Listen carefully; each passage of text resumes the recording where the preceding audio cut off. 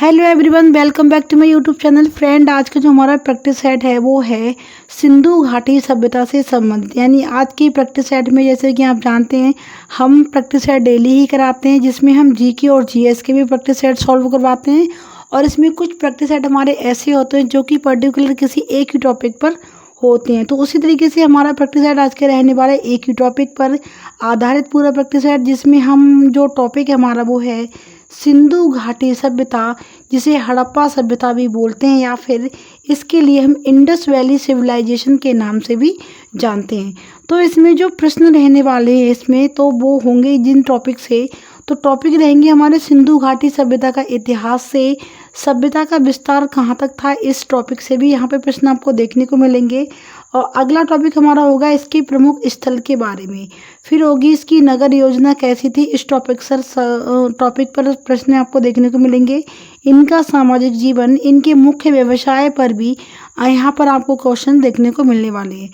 तो सभी महत्वपूर्ण तथ्य पर हम आपको प्रश्न करवाएंगे। लास्ट में जो क्वेश्चन होंगे वो होंगे विगत वर्षों के पूछे गए क्वेश्चन, यानी कि इसमें कुछ क्वेश्चन आपको ऐसे भी देखने को मिलेंगे जो कि पिछले वर्षों में पूछे जा चुके हैं। तो चलिए फ्रेंड, बहुत ही ज़बरदस्त हमारा प्रैक्टिस सेट है। और अगर आपने अब तक हमारे चैनल को सब्सक्राइब नहीं किया तो प्लीज़ आप लोग सब्सक्राइब कर लीजिए और साथ ही साथ बेल आइकन को भी प्रेस कर दीजिए। तो चलिए फ्रेंड, टाइम को वेस्ट ना करते हुए अपने प्रैक्टिस सेट की तरफ बढ़ते हैं और शुरुआत करते हैं अपने आज के पहले क्वेश्चन से। तो देखिए, आज का जो हमारा पहला क्वेश्चन है वो हमारे स्क्रीन पर आ गया है। और क्वेश्चन है हमारा, सिंधु घाटी की सभ्यता गैर आर्य सभ्यता थी क्योंकि वह, ठीक है, इसमें पूछा है कि क्योंकि वह कैसी सभ्यता थी। इसमें पूछा है कि सिंधु घाटी सभ्यता है वो गैर आर्यों की सभ्यता थी क्योंकि वह नगरीय सभ्यता थी, उसकी अपनी लिपि थी, उसकी खेती हर अर्थव्यवस्था थी, या फिर उसका विस्तार नर्मदा नदी तक था। क्या इसमें से राइट हो जाएगा? तो यह हो जाएगा ऑप्शन नंबर 1, वह नगरीय सभ्यता थी, इसलिए यह गैर आर्य सभ्यता थी। आर्य वाली सभ्यता कौन सी थी? वह थी वैदिक सभ्यता, ठीक है, जिसे हम वैदिक सभ्यता, वैदिक संस्कृति या फिर आर्य सभ्यता के नाम से भी हम इसे जानते हैं। तो यह कैसी थी? यह गैर आर्य सभ्यता थी। और यह कैसी थी? क्यों थी? क्योंकि यह नगरीय सभ्यता थी। और जो आर्यों की सभ्यता थी, जो कि वैदिक सभ्यता है, वह एक नगरीय सभ्यता थी। चलिए अपना अगला क्वेश्चन देखेंगे, क्वेश्चन नंबर 2। और ये भी बहुत ही अच्छा क्वेश्चन है। इसमें पूछा है कि मोहनजोदड़ो का शाब्दिक अर्थ क्या है, आपको बताना है क्या है मोहनजोदड़ो का शाब्दिक अर्थ। ऑप्शन है हमारे मृतकों का टीला, सफ़ेद कुआं, सोने की खदान, या फिर एक नगरीय सभ्यता। तो क्या हो जाएगा मोहनजोदड़ो का शाब्दिक अर्थ? ये हो जाएगा मृतकों का टीला, जिसे इंग्लिश में बोलते हैं माउंट ऑफ द डेड, ठीक है, माउंट ऑफ द डेड यानी मृतकों का टीला, इस मोहनजोदड़ो का एक शाब्दिक अर्थ हो जाएगा। चलिए अगला देखेंगे अपना क्वेश्चन नंबर नेक्स्ट, और ये हमारा क्वेश्चन नंबर 3। और इसमें पूछा है मोहनजोदड़ो की खोज किसने की थी और यह किस नदी के किनारे स्थित है। V.R. विष्ट ने की और यह घग्गर नदी के किनारे स्थित है।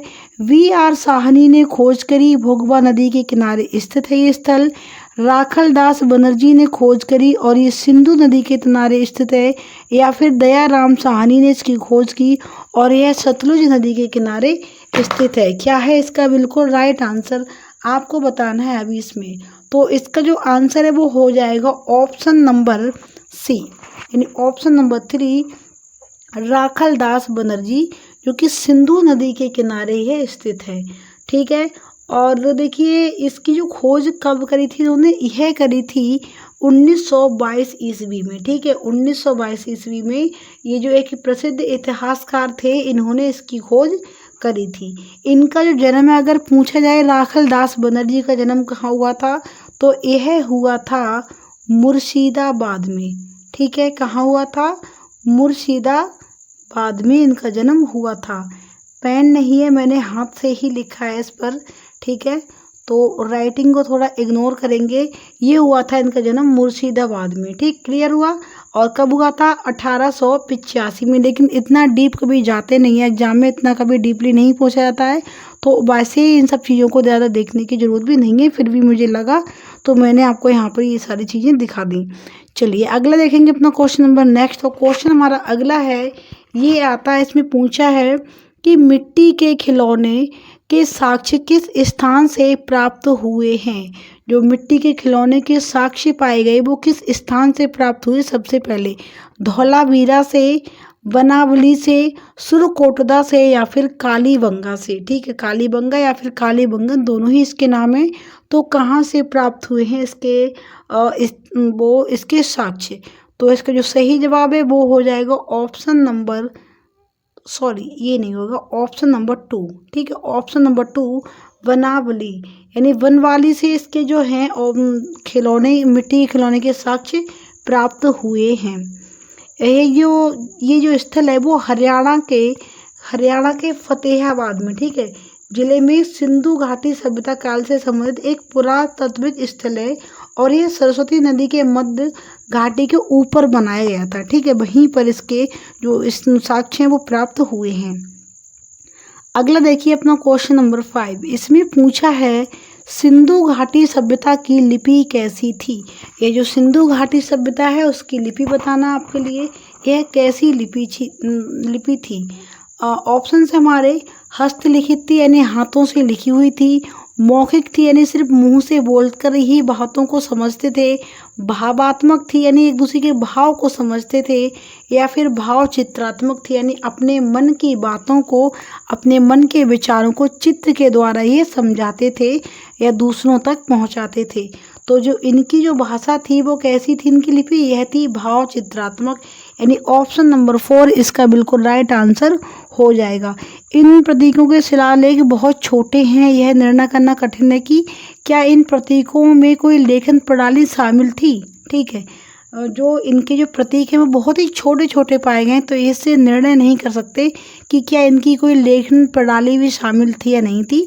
इसीलिए इनके लिए जो विशेषज्ञ है वो चित्रात्मक लिपि को ही समझते हैं। ठीक है, मानते हैं कि जो इनकी लिपि थी वो भाव चित्रात्मक ही थी। क्लियर हुआ। आगे देखेंगे अपना क्वेश्चन नंबर 6। हम क्वेश्चन को सॉल्व भी कर रहे हैं, साथ ही साथ उसको अच्छे से समझ भी रहे हैं, उसके बारे में और भी चीज़ों को हम यहाँ पर समझाने की आपको कोशिश पूरी करेंगे। अगला क्वेश्चन हमारा, जुते हुए खेत के अवशेष किस स्थान से प्राप्त हुए हैं। जुते हुए खेत के जो अवशेष मिले हैं सबसे पहले वो कौन से स्थल से पाए गए। वनवाली से पाए गए, सुरकोटदा से, कालीबंगन या फिर लोथल से। तो कौन से स्थल से पाए गए हैं इसके साक्ष्य, तो यह पाए गए हैं वनवाली से। ठीक है, वनवाली से इसके साक्ष्य पाए गए हैं, जो कि कहाँ पर है, राजस्थान में है। ठीक है, राजस्थान में वनवाली नाम का एक स्थल है जहाँ से इसके साक्ष्य पाए गए हैं। चलिए अगला देखेंगे अपना क्वेश्चन नंबर नेक्स्ट आता है क्वेश्चन नंबर 7 हमारा। उम्मीद है आपको प्रैक्टिस सेट हमारा अच्छा भी लग रहा होगा और क्वेश्चन भी आपको यहाँ पर अच्छे लग रहे होंगे। बहुत ही अच्छे हमने इसमें क्वेश्चन को ऐड किया और इसमें टोटल जो प्रश्न है वो 30 प्रश्न इसमें रहेंगे यहाँ पर। ठीक है, 30 प्रश्न का ये प्रैक्टिस सेट और सारे के सारे जो प्रश्न रहेंगे वो सिंधु घाटी सभ्यता से संबंधित ही हैं। और ये जो प्रैक्टिस सेट है आपका, उम्मीद है आपके लिए बहुत ही फ़ायदेमंद होगा, क्योंकि एक टॉपिक पर बहुत सारे क्वेश्चंस को एक बार में मिलना बहुत ही इम्पॉसिबल होता है। ठीक है, कहीं एक ही जगह से इतने सारे क्वेश्चन को मिलना एक इम्पॉसिबल है। तो मैंने उस चीज़ को ध्यान में रखते हुए इस प्रैक्टिस सेट को तैयार किया है, जो कि आपकी तैयारी में जो आपको बहुत ही फ़ायदेमंद होगा। तो चलिए क्वेश्चन को रीड करेंगे एक बार। सिंधु सभ्यता किस तरह की सभ्यता थी। कैसी सभ्यता थी ये, मात्र सत्तात्मक थी, पितृसत्तात्मक थी या फिर दोनों प्रकार की या इनमें से कोई नहीं। कैसी सभ्यता थी, तो यह थी मात्र सत्तात्मक। ठीक है, यह कैसी सभ्यता थी, यह मात्र सत्तात्मक सभ्यता थी, सिंधु घाटी सभ्यता। और एक चीज़ देखिए, वैदिक सभ्यता की अगर बात करें, वैदिक संस्कृति, ठीक है, तो वैदिक सभ्यता में अगर आपसे पूछा जाए कि वैदिक सभ्यता कैसी सभ्यता थी, तो वह कैसी सभ्यता थी, वह थी पितृसत्तात्मक। ठीक है, वहाँ पर पुरुषों की अधिक चलती थी, यहाँ पर महिलाओं की अधिक चलती थी। तो उसी हिसाब से यह पितृसत्तात्मक थी वैदिक सभ्यता बात की जाए, और सिंधु सभ्यता जो है वो मातृसत्तात्मक सभ्यता थी। एक चीज़ और, सिंधु सभ्यता हमारे विश्व की सबसे पुरानी सभ्यताओं में से एक है। अगला देखिए अपना क्वेश्चन नंबर 8, इसमें पूछा है आग में पकी हुई ईंटों को क्या कहा जाता है? और टेराकोटा, टाइटैनिक, ठीक है, टेराकोटा बोलते हैं, टाइटैनिक बोलते हैं, ट्रिप्सिम या फिर टायरेसिम, तो इसे बोलते हैं टेराकोटा। ठीक है, जो आग में ईंटों को पकाते थे तो उसको क्या कहते हैं? तो उसको कहते थे ये टेराकोटा। चलिए अगला देखते हैं अपना क्वेश्चन नंबर नेक्स्ट, और ये है क्वेश्चन नंबर 9। इसमें पूछा है घोड़े की हड्डियों के अस्थि पंजर किस एकमात्र स्थान से प्राप्त हुए हैं? आपको बताना है कि घोड़े के जो हड्डियों के अस्थि पंजर पाए गए वो कौन से स्थान से प्राप्त हुए हैं। देखिए पहले आप जान लीजिए कि घोड़े को कभी भी सिंधु घाटी सभ्यता के लोग अपना पालतू जानवर नहीं बना पाए थे। बाकी बहुत सारे जानवरों की चर्चा देखने को मिलती है, लेकिन कभी भी यह लोग घोड़े को अपना पालतू जानवर नहीं बना पाए। हालांकि एक ऐसा स्थल है जहां से घोड़े की हड्डियों के अस्थि पंजर पाए गए हैं, तो उस स्थान के बारे में आपसे पूछा है यहाँ पर उस स्थल के बारे में। तो देखिए कौन सा है, वनवाली है, सुरकोटदा है, कालीबंगन या फिर लोथल है। तो ये कौन सा है? यह है ऑप्शन नंबर 2 सुरकोटदा। यहाँ से यह एक ऐसा मात्र स्थान है जहाँ से घोड़े की हड्डियों के अस्थि पंजर पाए गए हैं। बाकी किसी भी और स्थल से ना ही तो इसके अस्थि पंजर पाए गए हैं, ना ही इसे पालतू जानवर बनाने की कोई भी साक्ष्य या फिर कोई भी चर्चा देखने को मिलती है किसी भी अन्य स्थल से। क्वेश्चन नंबर आता है हमारा 10। इसमें पूछा है कालीबंगन किस नदी के किनारे है? ऑप्शन है हमारे सतलुज, घग्गर, भोगना या फिर हिंडन। तो जो कालीबंगन है वह किस नदी के किनारे है? यह है घग्गर नदी के किनारे, यानी ऑप्शन नंबर 2 इसका बिल्कुल सही जवाब हो जाएगा। अच्छा देखिए इसमें एक चीज़ और आपको पता होनी चाहिए, अगर कालीबंगन की बात हो रही हो और नदी को भी पूछा है तो यह जो है वह हनुमानगढ़ जिले में है। ठीक है, कहाँ पर है ये? हनुमानगढ़ जिले में है, और यह एक प्राचीन काल की नदी सरस्वती नदी जो, ठीक है, जो कि अब सूखकर लुप्त हो गई है, उसी के तट पर स्थित था। और अब यह नदी कौन सी है? अब यह नदी ही घग्गर नदी के रूप में जानी जाती है। अगला देखेंगे अपना क्वेश्चन नंबर 11। इसमें पूछा है सबसे पुरानी सभ्यता कौन सी सभ्यता है? सबसे पुरानी सभ्यता की बात करें तो कौन सी सभ्यता है? चीन की सभ्यता, मिस्र की सभ्यता, सिंधु घाटी सभ्यता या फिर मोरक्को की सभ्यता। ये हो गई विश्व की सबसे पुरानी सभ्यताएं, और इन सभी में से जो सबसे पुरानी सभ्यता है वो है हमारी सिंधु घाटी सभ्यता, यानी इंडस वैली सिविलाइजेशन विश्व की सबसे पुरानी सभ्यता है। अगला देखिए अपना क्वेश्चन नंबर 12, और इसमें पूछा है यहाँ पर हड़प्पा स्थल पर मिट्टी से बना हल किस स्थल से प्राप्त हुआ है? हड़प्पा स्थल से जो मिट्टी से बना हुआ एक हल का साक्ष्य मिला, बताना आपको किस स्थल से मिला है? वनावली से मिला है, कालीबंगन से मिला है, लोथल से या फिर रोपड़ से। तो यह कहाँ से प्राप्त हुआ है? यह प्राप्त हुआ है वनवाली से। ठीक है, कहाँ से? वनवाली से यह हल का साक्ष्य प्राप्त हुआ है। और ये जो स्थल है वो कहाँ है? यह हरियाणा के फतेहाबाद में जिले में सिंधु घाटी सभ्यता काल से संबंधित एक पुरातात्विक स्थल भी रह चुका है। चलिए अगला देखेंगे अपना क्वेश्चन आता है नेक्स्ट हमारा क्वेश्चन नंबर 13, और इसमें पूछा है सिंधु घाटी सभ्यता का एक स्थल सूतकांगेडोर किस नदी के किनारे स्थित है? किस नदी के मुहाने पर स्थित है? अब सूतकांगेडोर की बात की जाए तो किस नदी के किनारे आपको बताना भी यहाँ पर ऑप्शन है हमारे यहाँ पर सरस्वती नदी, विंदार नदी, दास्क नदी या फिर सादी कौर नदी। तो यह है दास्क नदी के किनारे। ठीक है, कहाँ पर है? ये दास्क नदी के किनारे है जो कि पाकिस्तान में है। ठीक है, कहाँ पर है? ये पाकिस्तानी सीमा में पड़ता है, कराची में। चलिए अगला देखते हैं अपना क्वेश्चन नंबर नेक्स्ट, ये आता है क्वेश्चन नंबर 14। क्वेश्चन नंबर 14 में पूछा है यहाँ पर हड़प्पा सभ्यता से संबंधित स्थलों में से एक ऐसा कौन सा स्थल है जिसमें बालाकोट स्थित है? जिसमें बालाकोट स्थित है, बताना आपको। मोहनजोदड़ो पूर्वी पंजाब, बहावलपुर या फिर बलूचिस्तान। तो बताना आपको कौन सा है इसमें स्थित। तो यह है यहाँ पर बलूचिस्तान, यानी ऑप्शन नंबर 4 इसका बिल्कुल राइट आंसर हो जाएगा। यह भी पाकिस्तान में ही स्थित है। चलिए अगला देखते हैं अपना क्वेश्चन नंबर नेक्स्ट। ये है क्वेश्चन नंबर 15। इसमें पूछा है बक्राकार ईंटों के साक्ष्य कौन से स्थल से प्राप्त हुए हैं।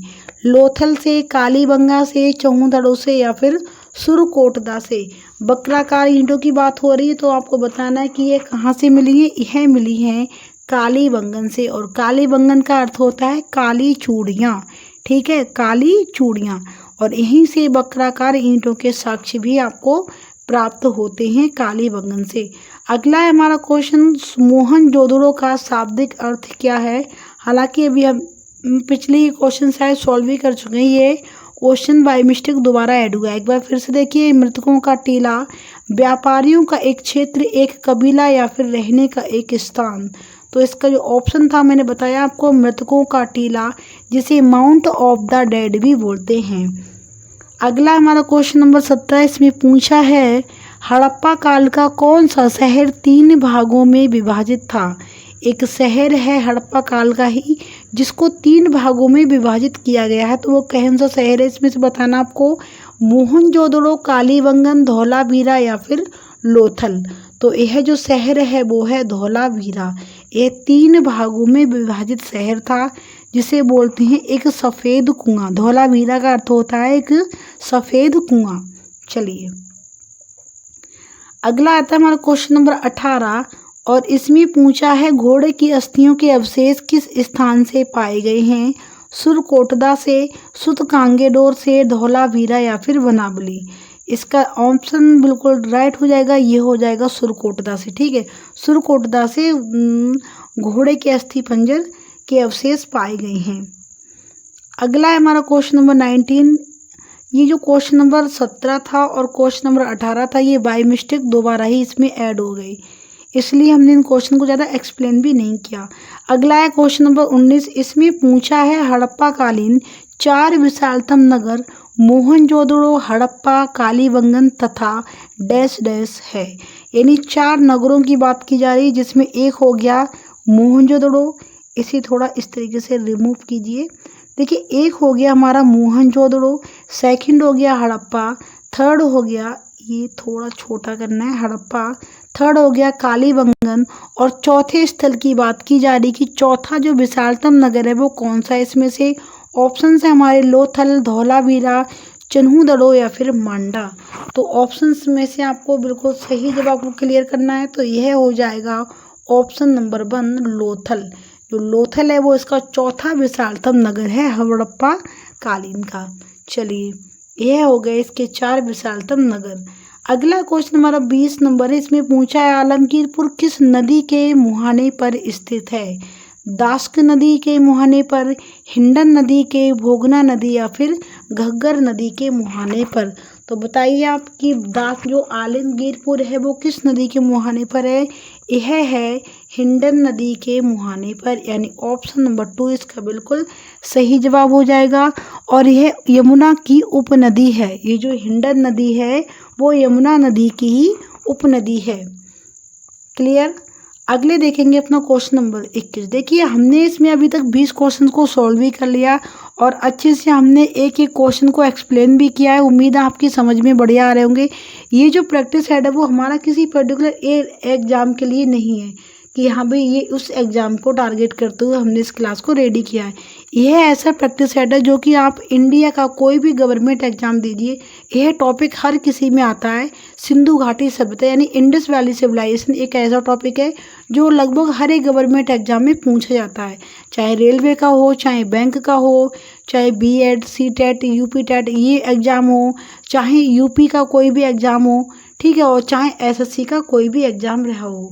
तो इन सारे एग्ज़ाम में ही ये सारे एग्ज़ाम के लिए ही एक क्लास आपके लिए सफिशिएंट होगी इस टॉपिक से रिलेटेड।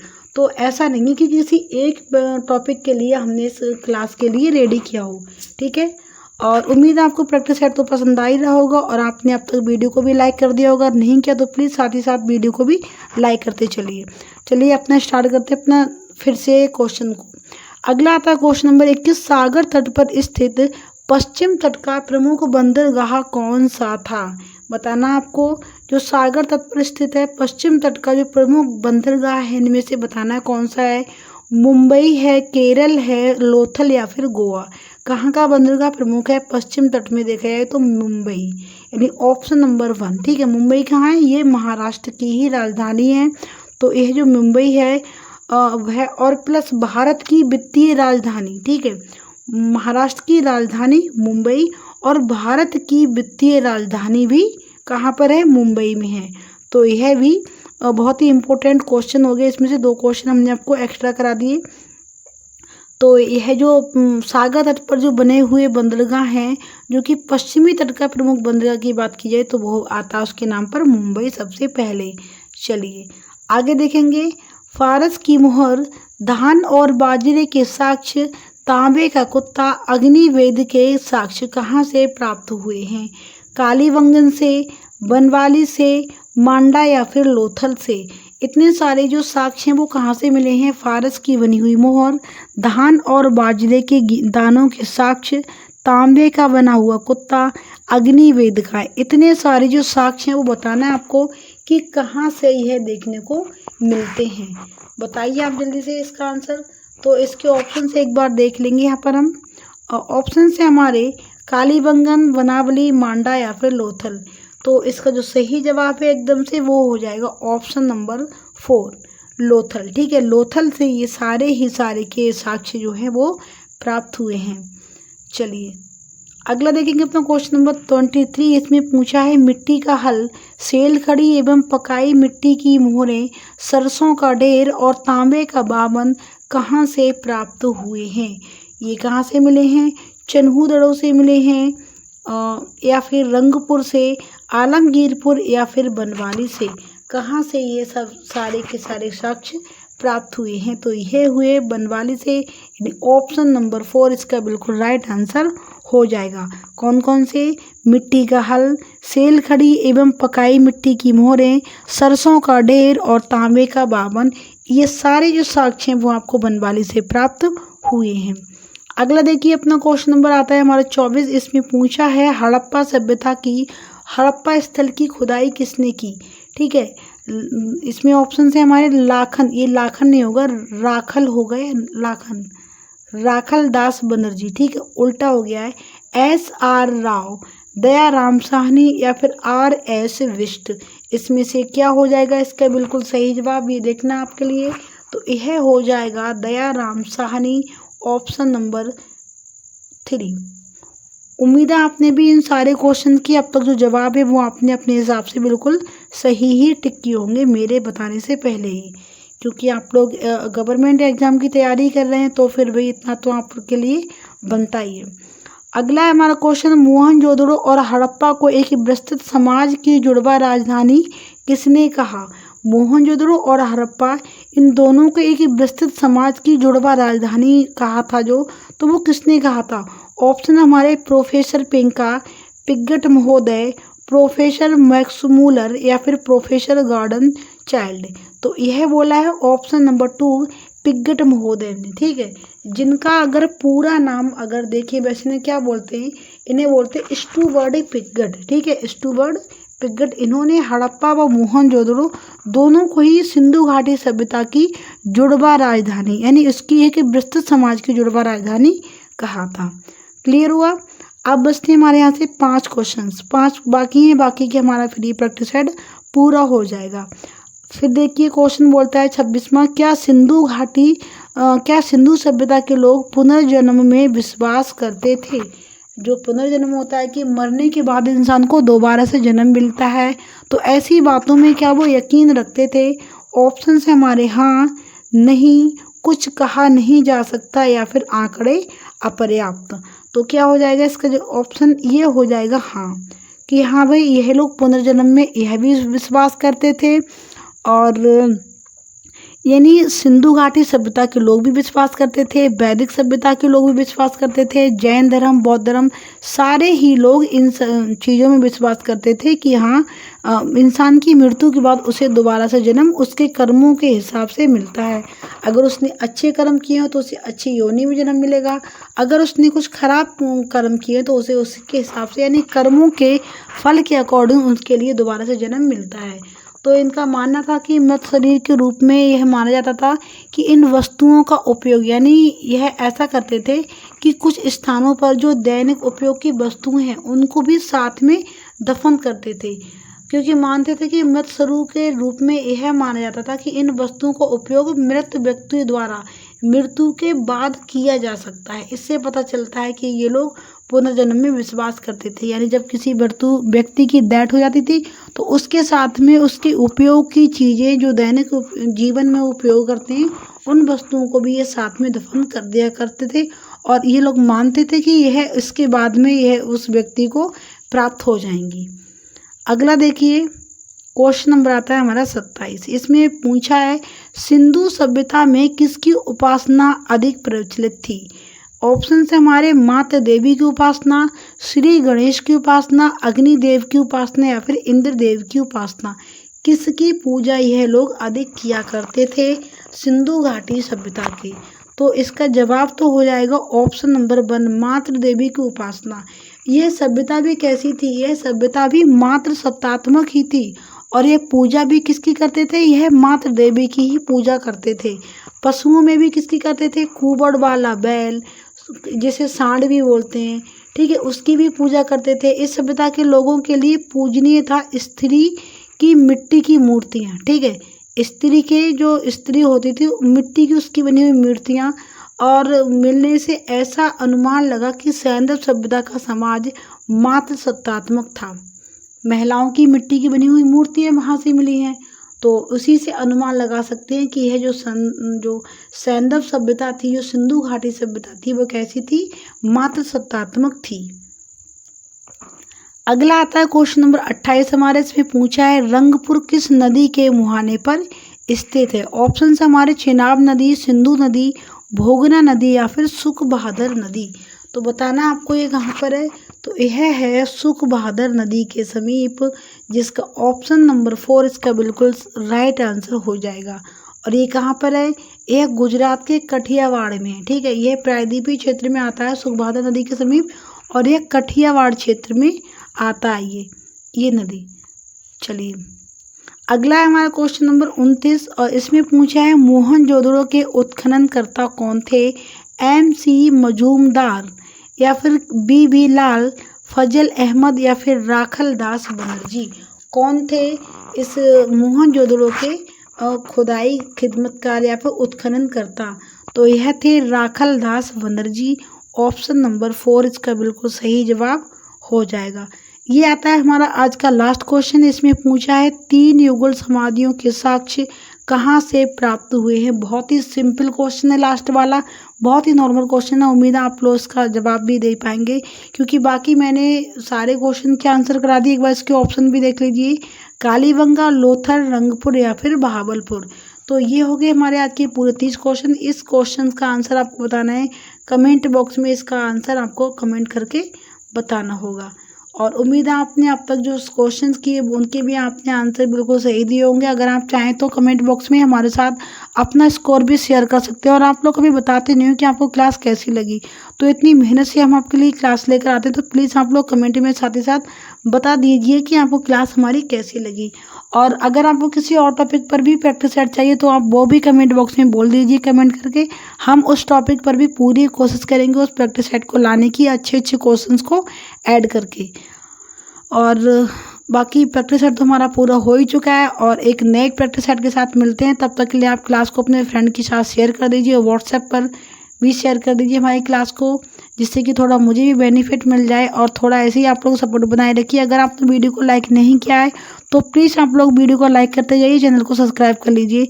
मिलते हैं एक नए प्रैक्टिस सेट के साथ, तब तक के लिए जय हिंद, जय भारत।